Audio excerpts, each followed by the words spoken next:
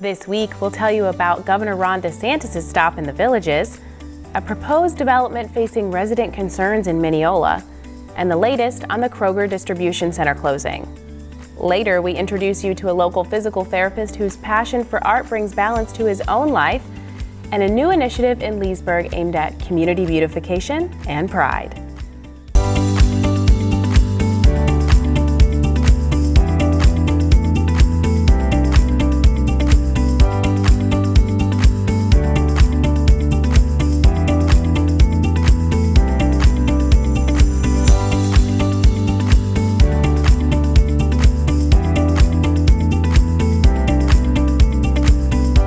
Lakefront TV, it's great to have you with us. I'm Katie Sartoris. We begin with national news. ICE protests continue across the country after the killing of Alex Preddy, a 37-year-old VA nurse who was disarmed and then shot to death by ICE agents in Minneapolis last weekend. Preddy's death comes just weeks after the killing of Renee Good and has again spurred demonstrations, including here in Central Florida. In the wake of Preddy's death, Senate Democrats have said they would vote against a $1.2 trillion funding bill for the Department of Homeland Security, which could result in a partial government shutdown. We will monitor this story as it continues to unfold. The Florida legislative session is now in its second week. State lawmakers are considering bills on property taxes, artificial intelligence, development, education, guns, health care, medical malpractice, and more. The 60-day session will end March 13th. For updates and a complete list of proposed bills for this year's session, visit flhouse.gov and flsenate.gov. Governor Ron DeSantis visited the Villages with First Lady Casey DeSantis and Surgeon General Joseph Ladapo on Monday to speak about the state's Healthy Florida First initiative aimed at transparency and nutrition education. The Florida Department of Health recently tested 46 candy brands, many of which had arsenic in them. The First Lady said the DeSantis administration is working to support changes at the federal level as force multipliers to be able to drive accountability through testing. We're looking at the potential for record low temperatures in Central Florida over the weekend. Temperatures are expected to dip into the 20s, yes, the 20s, over the weekend, with wind chill and feels like temperatures in the teens.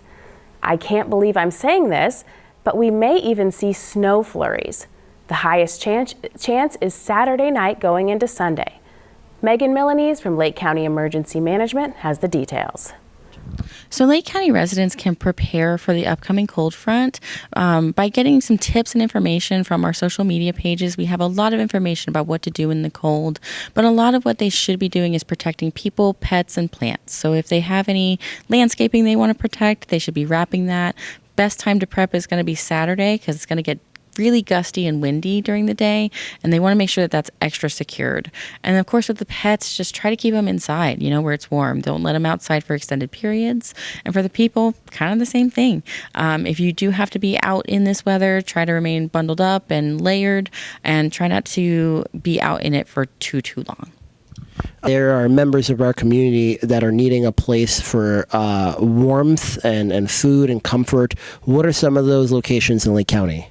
So our community members who need a place to stay during this cold can find that at the Salvation Army come Saturday night into Sunday morning and Sunday night into Monday morning. So they have opened their doors from 5 p.m. to 7 a.m. each night. And then because we're expecting those temperatures to remain pretty chilly throughout the day, they have also opened their doors as a warming center. So there will be some, basic accommodations available. There will be cots. It is congregate sheltering, but they'll get a meal and they'll get a place to stay and they'll get some heat. Transportation is going to be available for those residents who need access to those services, and those shuttle schedules are available as part of the press release that we've put out, and it's available on our website, our social media. And if folks need direct information about how to get to the shelters, the best thing that they can do is text the word cold to the code 888-777, and that will give them access to direct alerts, which will give them those transportation schedules. Stay warm out there, y'all, and don't forget to cover your plants. These temps will definitely kill your gardens. A proposed development in Mineola is drawing concern amongst residents. Sunterra Communities is developing Mineola Marketplace within the Hills of Mineola Master Plan Community. Plans for the commercial center, which have not yet been approved, call for a Walmart and a Sam's Club. Neighbors say they prefer a more walkable town center, not one with big box stores. In a recent community meeting, dozens of residents met with representatives from Walmart, the developer, and city officials to discuss the proposal. Kroger delivered its final grocery orders in Central Florida this week. The grocer announced late last year that it would be closing its Groveland distribution center on February 1st. Kroger, which began offering a delivery-only model to our area in 2021, employs more than 1,000 workers. February is Black History Month, and the Florida Department of Education and Volunteer Florida are hosting student and educator contests. Students in grades K through 3 are invited to participate in a student art contest, while those in grades 4 through 12 can enter the essay contest. Meanwhile, educators can enter the Excellence in Education Award contest. The theme is celebrating Black history, and all submissions must be received by 5 p.m. February 9th. For more information, visit floridablackhistory.com.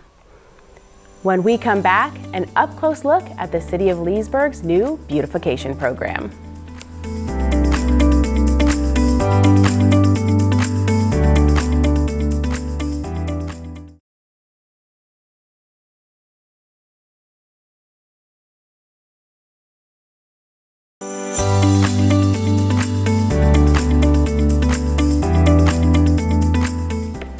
The City of Leesburg is digging into a new initiative aimed at beautification and community pride.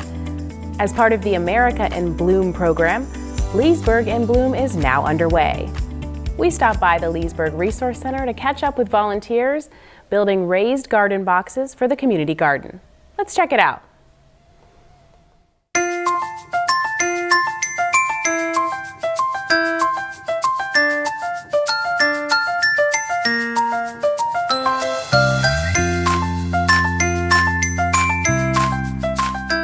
To plant a garden is to dream of tomorrow, and that's exactly what our beautiful Leesburg community is doing. Right here at the Leesburg Resource Center, volunteers participated in the first phase of the Bloom Beautification Project, which is going to be a community garden for our Leesburg residents to come and enjoy. Let's take a look at some of the work that is underway to bring this to life.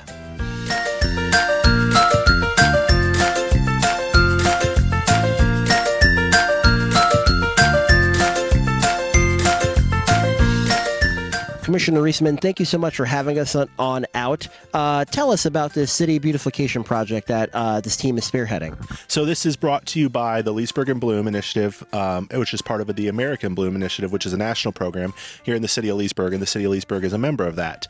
The Leesburg In Bloom group wanted to do a community garden out here at the Resource Center. So we partnered. We have beautiful fencing.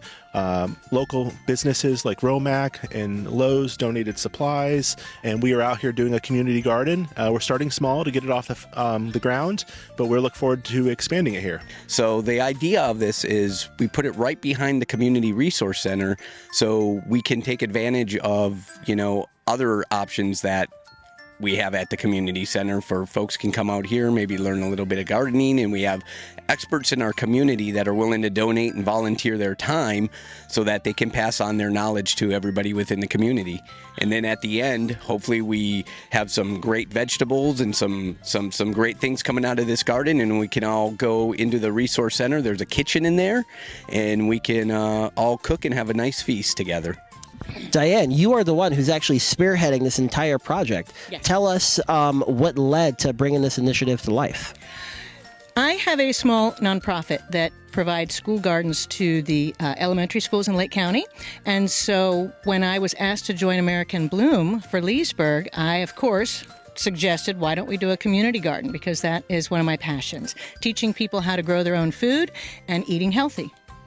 What do you think is so important about the garden and what it symbolizes for a growing city like Leesburg? I think that it not only will bring the community together, but I think it's going to really spark an interest in not only their own health, but in nature, the world around them.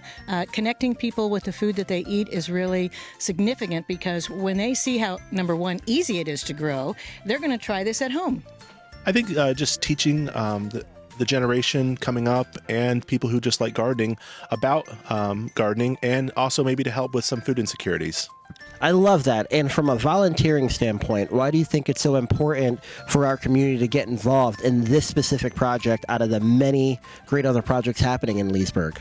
Well, people don't know their neighbors nowadays, so you get out, you volunteer, you get to meet neighbors, and hey, maybe you have a common interest that you didn't know you have, and now you're a little more cordial to them, and you know, your threshold for things are a little increased. So it's just a win-win for everybody when you get out, get to know your neighbors, and everybody be friendly.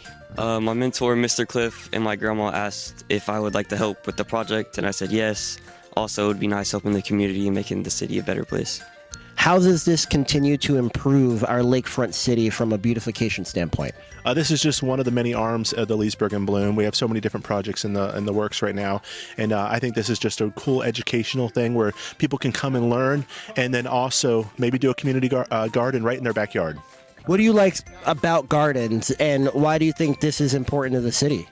Well, what I personally like about gardens is you're growing something with my own hands, you know? And I feel like creating life is such a great thing, you know, because at the end of the day, this is life. This is life. This is what we're doing. We making something that's growing day by day. And once you see that progress, it starts out small and it turns into something big. It's amazing. So I think that's what I really love about it, you know. So to be able to share this with the community and the city, I feel like once we bring and more people will see the progress, we can bring more people in and they'll enjoy the same thing that I'm enjoying. Yeah, I'd just like to thank all the volunteers that showed up today, and anybody who's interested in coming out. We have our Facebook site, Leesburg In Bloom. Just stop by, ask anybody in the city about it, and come be part of the fun. What will you take away from this, and what will you tell your friends back in school about being able to take Saturday morning out and take part of this community initiative? That it's a fun thing to do, even if you don't always have the time to do it. It's a nice thing for the community, and it's just fun to build. You know, thank you to the city of Leesburg. You know, shout out to the grounds crew, Sam, Jim, Kari, Rail, you know, everybody in grounds. You know, it's nice to have a great crew together and everybody, and we all get along well like family, you know.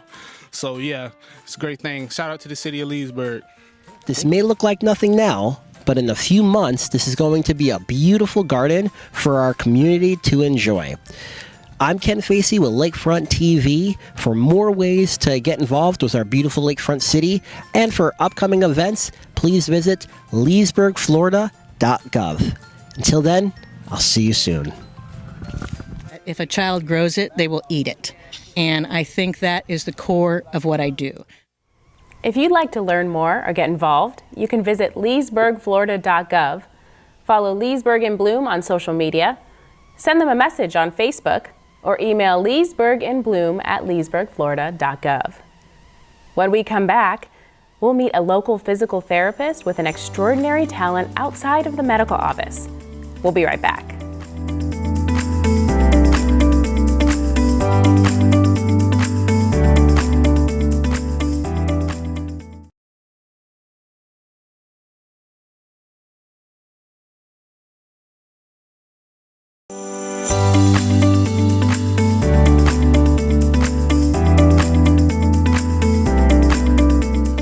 If you're dealing with pain and are in search of a physiotherapist located in Lake County, you'll want to meet Wim.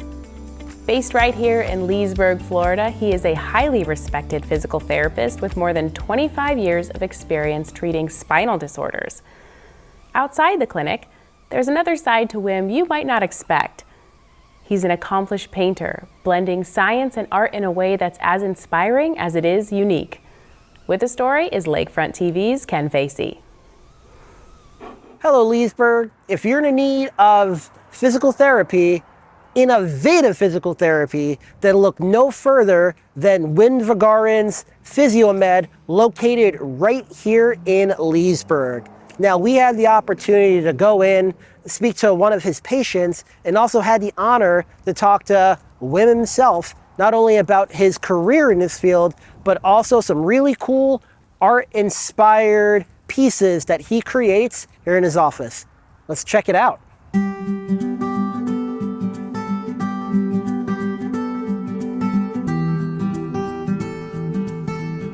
My name is Wim Vergouwen. I'm a master in physical therapy and a certified manual therapist here in Leesburg, Florida. And I'm specializing in hands-on manual therapy, especially with the spine and related injuries. I've been a physical therapist for 30 years and I love my work. Don't like the paperwork that much, but I love my work with patients. And it's always a good thing if you can make someone that's been through problems even for 10 years, you can make them feel better after like 4 or 5 weeks just working on the right thing. Because we hear a lot, they tried pain management, other therapy, and things didn't help that much. And we see pretty good quickly results, so that's always motivating too.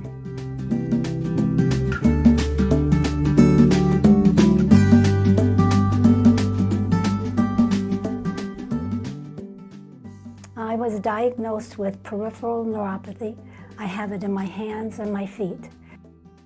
When you have this kind of neuropathy, it's hard to stand for longer than a few minutes. You know, that's why you have to build and work your core.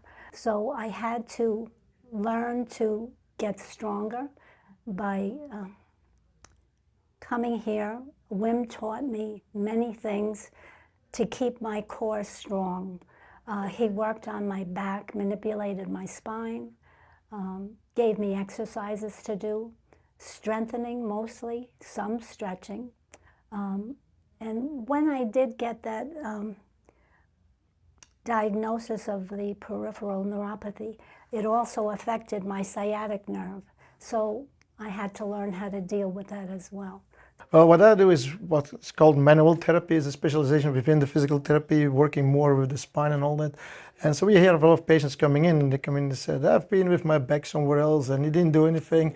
And when you ask, they say, yeah, we were on a bicycle a bit, some exercises, and then they did some electrotherapy and heat and all that. But so we try to go to the cause of the problem. So the evaluation is really very important. So first we want to see where the problem really is. So the evaluation tells you more than anything else. And then we do a lot of hands-on, you know, the muscles. Sometimes you might have a sciatica on the right side. It might be your left joints that are not working right. So, you know, and on an x-ray you can't see it because you don't see movements. So we try to work more manually and then very specific exercise and all that compared with traditional therapy. There's very little hands-on these days, you know, artificial intelligence taking over, so it's more machines than the hands, but nothing replaces the hands. Why is using your hands so important to the healing process, so important to the process of what you do here? They did a big study where they found out for back problems specifically, because you have 24 vertebrae, every vertebrae has about 6 to 10 joints, you know, so you don't see movement on an x-ray or an MRI. So they said there's only a very small percentage related. Like if you're over 50 years old, you're going to have these problems, you're going to have degeneration, you're going to have some things going on in the spine. I always say my hair doesn't look the same. I was 20 years old, you know, so it's a normal thing. It looks different, but it doesn't mean it does give you problems. Like the relation between what you see in the picture and the real problem is very little, because you don't see movement. So what we do with the movement, we can see what is moving and what is not moving. And actually, the things that are moving too much are sometimes the most painful one, and the ones that look good on the picture are very often the bad ones because they don't move. So that's what makes the difference a little bit. Go to the cause of the problem. So the neck, you know, if you feel a bit tight in there, so you know, so tightness of the neck. A lot of times, you know, when you sit on a computer or a phone, your head is forwards a little bit. So again, your upper back is really important. So try to work on your posture a little bit. Sit in a good straight chair, not too much in a soft chair or recline. So I'm just going to check the movements in your neck a little bit. So every vertebrae should move a little bit. Problem is the middle neck works too much usually because the lower part is not working enough. So I'm just going to go a little bit more underneath the lower part. So every vertebrae should move a little bit. So we try to move one vertebrae at a time. So that's important. We don't want to do any quick movements, you know, no twisting quickly. So just kind of one vertebrae at a time. So we can loosen up the stiff ones and other ones we don't want to move. So So very often the middle neck moves too much, everyone sits a little bit slouched and everything moves too much in one area. So ideally it should move like 10 vertebrae down, all the way from your top of the head towards your lower part of your neck, So 10 vertebrae should be moving there. I've been working on that. Okay. My side to side is much better. Good. Yeah. That's important. What's your goal overall for every patient that walks in here and then also leaves? Well, my goal is always, it's a pretty active community. It's a little bit an older community, but it's an active community. So we want to get them back to where they were before.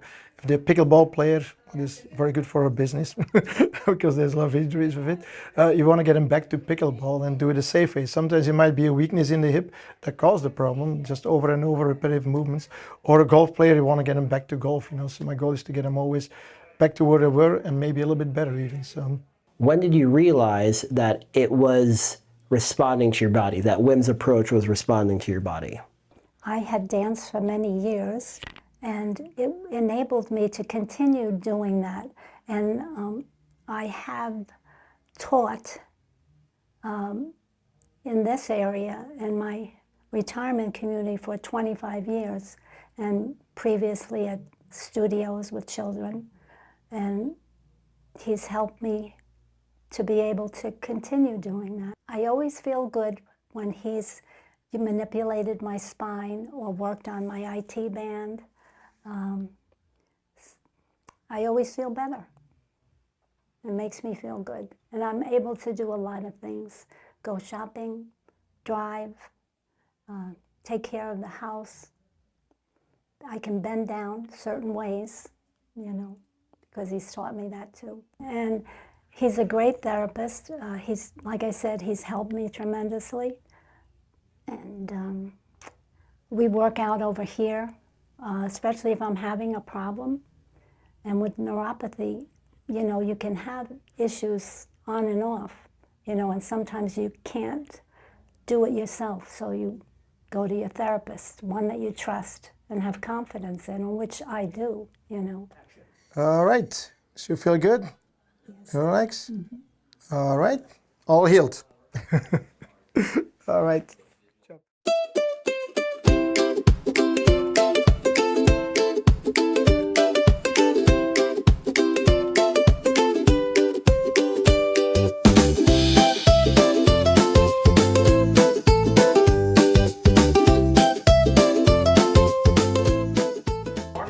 Your art is very nature inspired. How'd that all begin? What's the backstory to the art, and how does that play into part of the healing process?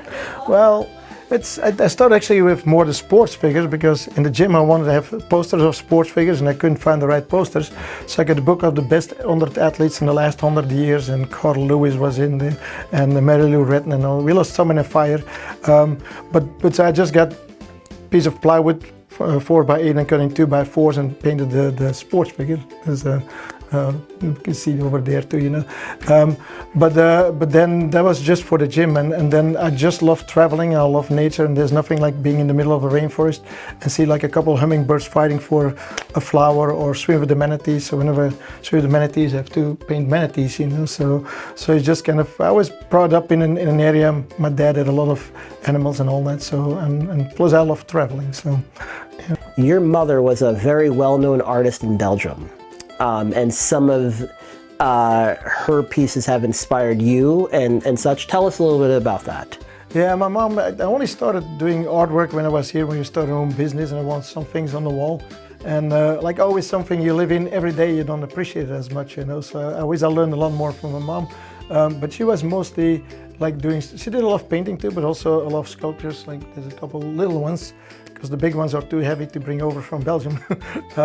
But yeah, she was a great artist, and I would love to do sculpting, but the painting too. I wish I learned a lot more from her. She passed away a couple of years ago. But it's like I said, it's the things you learn, you live every day with. You don't always appreciate it, So, but yeah. I just want to thank you, Wim. It was such a big help. My IT band feels really great. No problem. Good. Okay, see you next time. Okay. Thank you so much to Wim and his team and Linda for speaking to us this afternoon. If you want more information, please look at the link below to see how you yourself could sign up and have an appointment with WIM. Until next time, I'm Ken with Lakefront TV. We'll see you soon.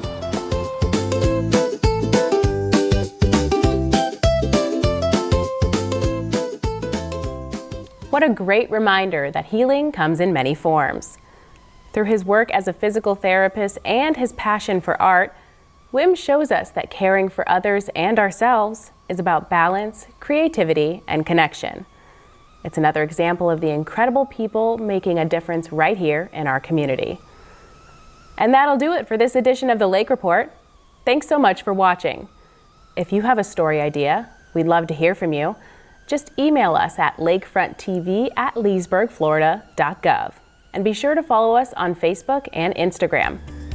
Until next time, get outdoors and enjoy this beautiful place we all call home.